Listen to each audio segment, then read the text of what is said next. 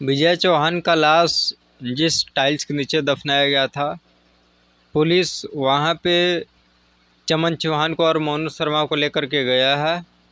वहां से जो टाइल्स के टुकड़े को फेंका गया था, उस टाइल्स के टुकड़े को फिर से पुलिस बरामद किया है, इकट्ठा किया है, क्योंकि पूरे सबूत के साथ पुलिस काम कर रहा है। और फिर पुलिस उन लोगों को लेकर के कलम बीच पे जाएगा, जहां पर कि मोनू शर्मा और चमन चौहान दोनों ने रात बिताया था। इन लोगों को लेकर के जाने का कारण ये है कि पुलिस ये जानना चाहता है कि क्या इन लोगों ने ही सिर्फ प्लान किया था या फिर इस प्लान में किसी और का भी हाथ है, कोई और भी इन्वॉल्व है या नहीं। इस जानकारी को पाने के लिए पुलिस उन लोगों को सारे जगहों पे लेकर के जा रहा है। इसके बाद एक जगह और किसी कॉलोनी में जहाँ पर ये रह रही थी, वहाँ पर भी पुलिस इन लोगों को लेकर के जाएगा और वहाँ से भी सबूत इकट्ठा करेगा। इसके बाद एक दिन का और पुलिस कस्टडी बचा हुआ है। आज छठा दिन है, पुलिस 7 दिन के कस्टडी में रखा था। तो फिर इसके बाद ही पता चलेगा, कल के बाद ही पता चलेगा, चार्जशीट फाइल होगा कि इन लोगों के साथ क्या होना चाहिए, इन लोगों के ऊपर कौन कौन सी धाराएं लगेगी, क्या सज़ा होगी, ये तो कल के बाद ही पता चलेगा। हालांकि कई लोग कई अलग अलग तरह के वीडियो बना रहे हैं, जो खुद से बढ़ा चढ़ा करके कुछ भी बोल दे रहे हैं। तो ये ऐसा कुछ भी नहीं है, जो है वो साफ साफ है। हाँ, आपने ये वीडियो ज़रूर देखा होगा कि ये जो मोबाइल दुकान वाले थे, सुरेश या करके ऐसा करके कुछ उनका नाम था, सुरेश या सर्वेश, वो पिन चेंज कराने लेकर के गए थे। तो उनको इस सब बारे में कुछ पता ही नहीं था। कुछ लोग उनसे भी बोल रहे हैं, उनसे भी पूछ रहे हैं, तो उनको इस बारे में कुछ भी पता नहीं है। उनका एक वीडियो क्लिप है, आप इस वीडियो को देख लीजिए, आपको साफ साफ पता चल जाएगा कि वो क्या बोलना चाहते हैं।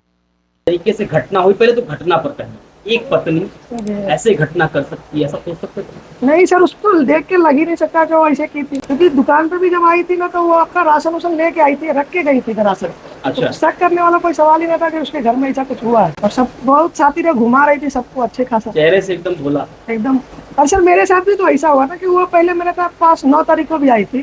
तो 9 तारीख को मैंने उसको रिटर्न भेज दिया। 9 तारीख को आई थी, मोबाइल में उसका ऐप भी था। तो वो बोली कि मैं पहले देखा ऐप से बनाना, ऐप से बना नहीं उसका। तो मैं बोला ऐप से नहीं बन रहा है, ATM से चल के बना दूंगा। तो मेरा नंबर ली, उस दिन मिस कॉल मार के चली गई। तो मुझे लगा, फिर बीच में एक बार और आई थी, तो उस दिन भी मैं फ्री नहीं था। तो बोला अभी नहीं आऊंगा, जिस दिन मैं फ्री रहूंगा मैं सामने से तुमको मैसेज करूंगा। तो चल रहा। तो 19 तारीख की मतलब शुक्रवार को मेरा पापा आ गए थे, कहीं बाहर गए हुए थे, तो आ गए यहाँ पे। तो 19 तारीख को मैंने सुबह इसको मैसेज डाला कि ATM का पिन बन गया क्या। तो वो मुझे बोली कि आप कौन। मैं बोला दुकान वाला सर्वेश बोल रहा हूँ, जहाँ पे पिन बनवाने आई थी। तो बोली नहीं, उसने मुझे अपना नंबर भेजी फिर से। वो नंबर पर मैंने उसको कॉल किया। तो फिर बात हुई, बोली ठीक है 12 बजे चलेंगे, बच्चे को स्कूल छोड़ के, फिर उसके बाद चलेंगे, तो ATM का पिन बना दीजिएगा। फिर मैंने उसको 12 बजे में भी 3 बार कॉल किया, तो उसने नहीं उठाया। तो नहीं उठाया तो मुझे लगा कि नहीं बनाने उन्होंने नहीं जाएगी। फिर 1 बजे के आसपास में उसने जो है एक आटा की थैली और बच्चा का स्कूल बैग और एक बच्चे को खिलौना था उसके हाथ में, वो लेके आई। मुझे पुलिस बैंक चालू रहेगा क्या अभी? बोला ATM का पिन बनाना तो ATM से ही बन जाएगा, क्योंकि 3 बार हो चुका था उसके मेरे दुकान पे। तो मुझे कैसे लगेगा कि सर, एक तो दोस्त की बीवी थी, मुझे लगा वो साला बाद में आएगा तो बोलेगा कि तू मेरा बीवी दौड़ दौड़ के आ रही थी, तुमने बना क्यों नहीं दिया, काम करके क्यों नहीं दिया। क्योंकि उससे भी मेरा अच्छा व्यवहार था। उसका जो भी बैंक का काम होता था अपनी दुकान से ही करवाता, भले पैसा डालना चला निकालना, कहीं भी भेजना उठना होता था अपने से ही करवाता था। तो एक अच्छी पहचान भी थी, बैठना उठना था, चाहे जिधर से जब भी जाता था। पापा ऊपर से मतलब घर वाले भी अच्छे पहचान थे। इस हिसाब से मुझे लगा यार बना देना चाहिए। तो मैं उसको लेके चला गया, स्टेशन पे पिन बनवाई। तब जाके मैं उससे पूछा कि विजय किधर है। जब वो सिम लगाई ना, तो मुझे लगा कि कहीं झगड़ा उगड़ा करके मोबाइल छीन के आई होगी। तो मैं उससे पूछा कि विजय है कहाँ। तो बोलती है कुर्ला गए हुए 10 दिन से। तो मैं बोला बात होता है क्या, तो सिम तो तुम्हारे पास है, उसके पास कौन सा नंबर है। तो बोलती है 61 वाला एक नंबर है। बोला तुम्हारी बात होती है क्या उससे। तो बात नहीं होता है, जो 10 दिन से न घर आ रहे हैं ना बात हो रहा है। मैं बोला, फिर मैं उसे बोला मिसिंग कंप्लेन तुमने किया क्या अभी तक उसका। तो बोलती है नहीं मुझे पुलिस चौकी जाने से डर लगता है। फिर मैं उसको बोला कि ये काम करो, पुलिस वाले में मेरी पहचान अच्छी है, तुम चलो मैं लेके तुमको चलता हूँ, मैं कंप्लेन करा के देता हूँ फिलहाल। तो वहाँ पे तो बोली ठीक है चलिए, तो चलती हूँ का साथ में बाइक पे बैठ के ब्रिज के नीचे आई, फिर वहाँ पे उतर गई वो, मतलब नाला सुपर ब्रिज के नीचे, नाला सुपर ब्रिज के नीचे। तो बोली कि एक काम करता हूँ, मैं जा रहा हूँ गोरेगांव से अपने भाई को लेके आऊंगा और शाम तक उसका भाई भी काम से छुट्टी लेके आ जाएगा, तो सब लोग साथ में चल के कंप्लेन कर लीजिएगा। तो मुझे लगा अब जा रही है, टेंशन में तो है ही, उधर बोली उधर ढूंढूंगी भी और भाई को शाम में लेके आऊंगा, तो फिर चलिएगा तो कंप्लेन कर लेंगे। तो मुझे लगा अब जाएगी शाम को आएगी, राशन तो घर दुकान पे छोड़ के गई है तो आना ही है। और मैं जो पिन भी बनाया था तो मेरा चार्ज था 500 रुपया जो मैं निकाला, अब फैलाया जा रहा, जो 1.5 लाख निकाला, 2 लाख निकाला। अब एक ATM का पिन से आप भी सोच सकते हो नॉर्मल 25,000 से ज्यादा कोई नहीं निकाल पाएगा। जबकि वहाँ से विड्रॉल सिर्फ 500 रुपया हुआ जो मेरा चार्ज था, वो भी नहीं दी। वो बोलती मैं आके देती हूँ, तो मुझे लगा राशन लेके चलेगी। हाँ, मुझे लगा राशन उसन रख के गई है तो आएगी। अब मुझे कैसे शक होता कि इसका पूरा कांड करके बैठी है। कितने पैसे थे आपने देखा? नहीं, अकाउंट उस टाइम नहीं चेक किए थे, बाद में जब पता चला इंक्वायरी में जो स्टेटमेंट वगैरह आया था तो 5 लाख रुपए के आसपास था उसके अकाउंट में। अच्छा, विजय का व्यवहार कैसा था? मिलना जुलना, बात करना? नहीं, बहुत अच्छा लड़का था, उसमें एक कहीं से भी कोई ऐप नहीं था। अच्छा, मतलब शराब पीना या मारना पीटना गाली देना? देखिए मेहनत तो करता था, तो अपने दोस्ती यारी थी, तो कभी कभी हम लोग बैठते थे। वो भी अपने पैसे का नहीं पीता था, जब उसको पैसा देते थे तब लेके आता था, ऐसा था उसका। अपना 1 रुपया खर्चा नहीं करता था, क्योंकि ये जो औरत है ना वो बोलती भी थी इसमें से खर्चा करूंगा ना तो घर पे हिसाब लेगी मेरे से। अच्छा, इतना डर? हाँ, मतलब ये जितना भी कभी आपको इसके ये अपने घरेलू हिंसा या घरेलू लड़ाई झगड़ा या इस तरह की अफेयर के विषय में कुछ खुलकर बोल पाया वो? नहीं, वो ऐसा कुछ कभी बताया भी नहीं। और मुझे भी तो वो भी तो बोल रही ना 3 महीना पहले हुआ था, तो ऐसा कुछ वो शेयर नहीं करता था। ये सब शेयर करता था कि घर उठ खरीदाता था। चाहे एक बार बीच में और वो भी आया था, महीना दिन पहले हो गया होगा, जब वो शायद घर उठ खरीदा था, तो उसने किसी को 1 लाख का चेक दिया था, तो उसके अकाउंट से नहीं कटा था। वो भी चेक करवाने के लिए दोनों आया था, मियाँ बीबी था, दोनों चेक करवाया था। तो उस दिन उसका पैसा वैसा नहीं कटा था, तो मैं चेक करके मैं ही बताने वाला था कि नहीं कटा, अभी तक चेक नहीं क्लियर हुआ उसका। अच्छा, जिस तरीके से वो आई थी उसके चेहरे से ऐसा लग रहा था कि इस तरह की हरकत भी कर सकती है एक महिला? नहीं सर, वो पूरा मेंटेनेंस करके आती थी, कोई उसको बोल भी नहीं सकता था कि ऐसा हुआ। कितना शातिर थी, दिमाग लगाया ना कि मेरे पास राशन रख के आई थी, लगे नहीं कि भागेगा स्टेशन से, इतनी शातिर। अब नॉर्मल आप ही सोचिए, आप कुछ लेके आएंगे मेरे दुकान पर रख के जा रहे हैं, अभी घर की राशन का सामान है, तो कैसे शक करेगा कि आदमी कांड करके चल रही है। अच्छा, जिस तरीके की घटना हुई है, एक महिला बहुत भोली, दुकान आती है, अपना काम करती है, भाग जाती है, तो क्या लगता नहीं ऐसे समाज में कई सारे अन्य जगहों पर सवाल खड़े हो जाते हैं? फिर उनको